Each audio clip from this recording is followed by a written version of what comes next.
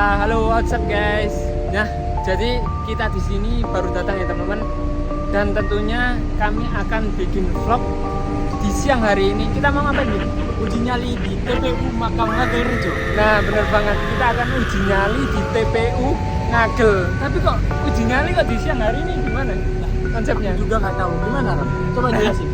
Jadi gini teman-teman, ini itu bukan sekedar uji nyali ya, tapi kita akan mencari pusaka. Pusaka apa itu, Bim? Pusaka Chris Buana ya teman-teman.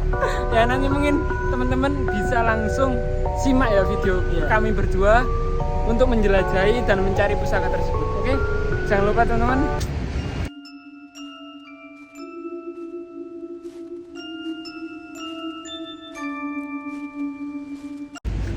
Nah, ini aku sama Bimo udah masuk ke makamnya teman-teman. Jadi kita akan mencari titik di mana Chris Buana itu disembunyikan. Nah, ayo kita telusuri, Ram. Nah, kita telusuri, ayo.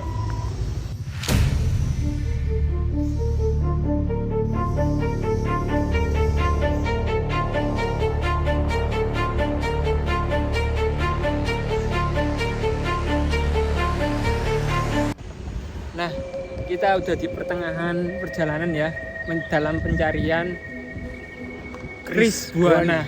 Nah, tapi teman-teman, kita melihat ada sebuah keanehan. Iya. Ini kenapa ya? Ini ada mahasiswa ini. Ya, ada 2 orang mahasiswa nih. Apa ini? Nyatet-nyatet magang. Iya, Penasaran iya. kita. Kita samperin nggak? Ini Ini loh anaknya. Ngapain itu? Ayo kita ke sana ya. Kita tanya-tanya. Nah, ini langsung aja kita tanya-tanyain 2 mahasiswa yang kita ketahui kayak aneh banget. Mereka berdua nyatet-nyatet di makamnya. Kenapa ini? Kita tunda dulu ya pencarian Chris Buana. Halo, Kak. Mau ngapain ya di sini ya, Kak? Kita lagi ngumpulin data sih, data kematian gitu. Oh, Gitu. Nah, dia ternyata teman-teman lagi ngumpulin data kematian. Buat apa ini? buat apa Kita ya? Tanya langsung. Buat apa, Kak? Pasti penasaran ya? Iya. Jadi data pemakaman yang kita peroleh itu buat kami analisis. Karena kebetulan nih kami ada lagi ngerjain proyek mata kuliah aktuaria, Kak. Oh, iya guys. Tadi lupa kenalan ternyata. Ayo kita kenalan dulu. Nih, kakaknya siapa ya? Naswa. Oh, Naswa. Aku Tania. Nah, oke, langsung aja Bim, berarti gimana ini? Oke. Jadi pas mungkin kakak-kakak kepo ya kita mau ngapain. Bener, Iya, kita bener. kepo banget. Kalau gitu gimana kalau ikut kita aja menyelesaikan proyek ini, Kak? Kayaknya menarik. Menarik banget dan ide bagus. Kita tunda pencarian Chrisnya. Chrisnya. Kita langsung bantuin kakaknya nih Oke, buat data. cari data.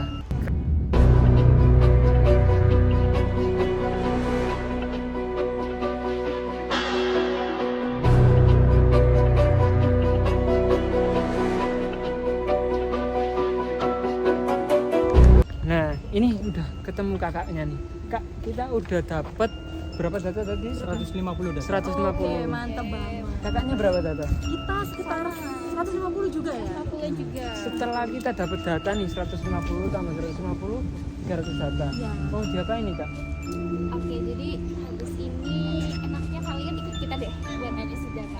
Kita tunjukin dari langkah-langkah demi langkahnya sampai ke interpretasi dari hasil analisisnya tadi. Nah, karena kita udah ngambil datanya, sekarang kita mau rekap datanya. Ini aku udah siapin Excel-nya, nanti kita rekap bareng-bareng ya. Oke, siap, Nas.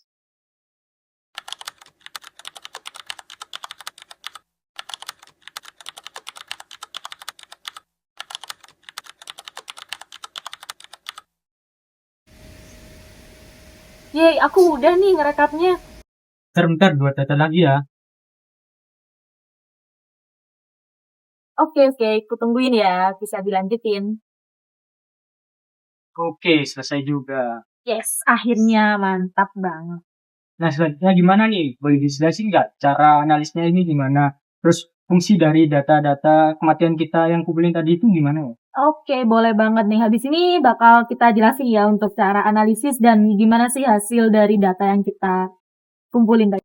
Oke, dari data yang udah kita kumpulin tadi, dari data kematian di TPU Ngagel Rejo, Ternyata periode kematian yang kita peroleh itu di antara rentang tahun 2015 sampai 2025 dengan total data 297 data ya.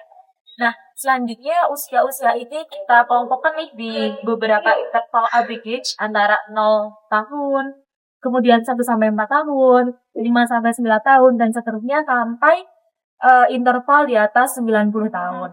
Nah, berikut untuk hasil pengelompokan tiap-tiap interval tahunnya ya. Dari sini kita dapat mengetahui nih bahwa distribusi kematian didominasi oleh kelompok usia 60 tahun dengan jumlah sekitar 70% dari total datanya. Sedangkan untuk usia anak-anak yakni rentang 0 sampai 4 tahun hanya sekitar 5%. Kemudian rata-rata usia saat meninggal dalam data ini adalah 65 tahun.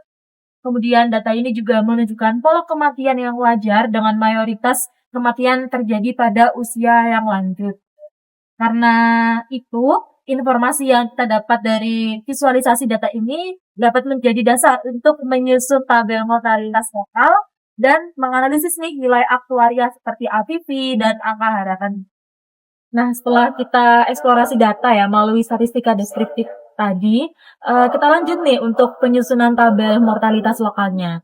Nah, untuk perhitungan ini kita membutuhkan jumlah kematian dalam interval, kemudian jumlah orang hidup pada awal interval, peluang seseorang meninggal pada interval usia X, kemudian peluang seseorang hidup pada usia X, jumlah tahun hidup yang dijalani pada usia X.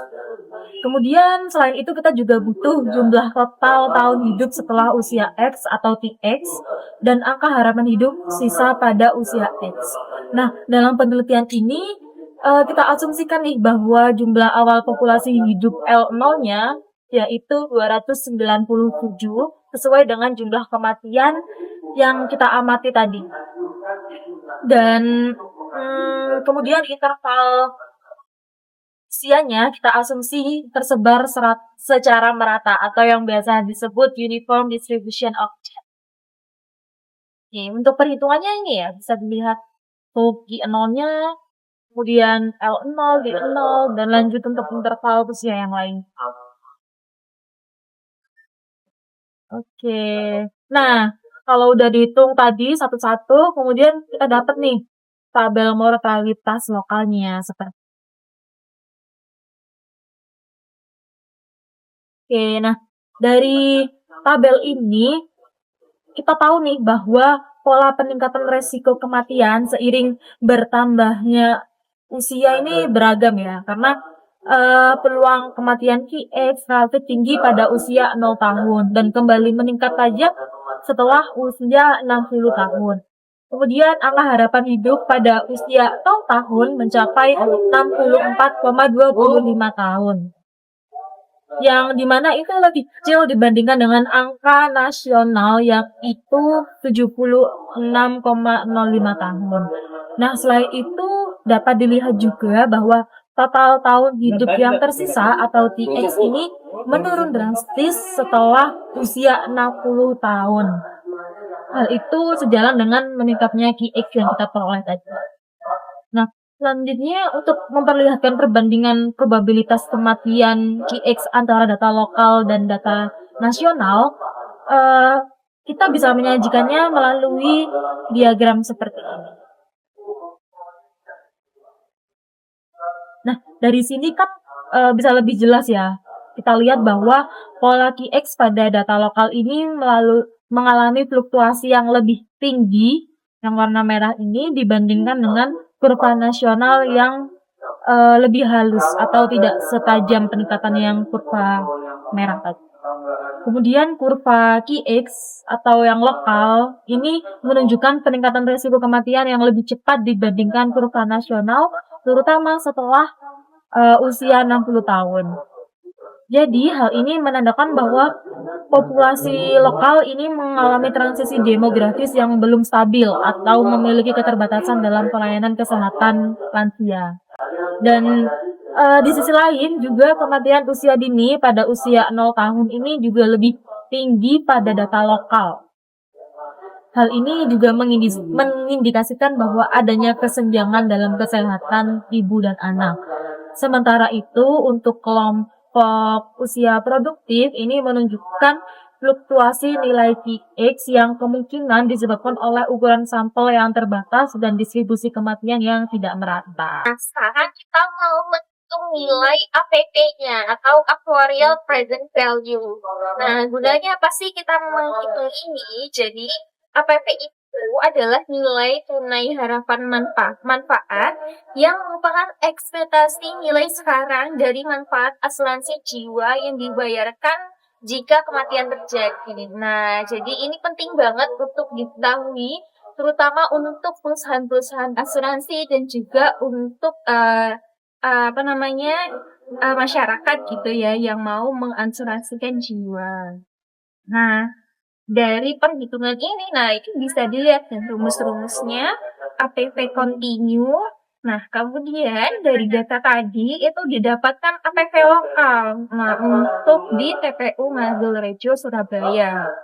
Nah, dapat dilihat nih dari nilai APP lokal dan nasional, ternyata peningkatan APP lokal itu lebih signifikan daripada APP nasional. Nah, ini mungkin bisa jadi perhatian bahwa kematian di wilayah lokal itu lebih tinggi. Nah, itu juga bisa dijadikan dasar untuk menerapkan tarif preminya gitu dan penyesuaian resikonya. Nah, dari situ kita bisa lihat juga nih. Nah, ini adalah perbandingan nilai APV-nya. Nah, bisa dilihat jelas dari grafiknya itu yang lokal itu sangat signifikan naiknya, terutama di usia tua. Nah, untuk APV nasional itu dia baru signifikan naik di umur 85. Nah, maka dari itu hasil ini menunjukkan bahwa pendekatan APV berbasis data lokal itu mampu memberikan gambaran resiko kematian yang lebih sesuai. Nah, karena kan datanya itu kan diambil lokal ya, langsung di wilayahnya gitu. Nah, meskipun ukuran sampel kita terbatas, namun perhitungan ini tetap relevan sebagai dasar awal dalam menyusun kebijakan, terutama dalam penetapan misalnya premi dan sebagainya. Nah, jadi gitu ya, Rek, untuk penjelasannya. Gimana nih, udah pada paham belum? Pelan-pelan mulai paham sih, walaupun pusing sedikit. Nah, benar banget. Jadi overall kita jadi sadar nih, ternyata data dari TPU kematian itu bisa bermanfaat kalau misalnya datanya itu diolah dengan benar. Makasih ya Re udah jelasin langkah-langkah yang tadi. Oke, sama-sama. Kita juga makasih ya udah dibantuin ngumpulin data tadi. Ya, oke teman-teman, ternyata kita udah selesai mendengarkan penjelasan dari kakaknya tadi. Ternyata pusing ya, Bim ya? Iya, pusing banget. Nah, emang bener sih tugas kita cuma cari pusaka Kris Buana aja ya. Nanti kita lanjut mencari pusaka Oke. tersebut. Oke, kita lanjut ya. Kita lihat tuh. Mengkilat sekali tuh. Mengkilat sekali. Wow. Oke, itu kayaknya. Oke. Coba kita langsung cari.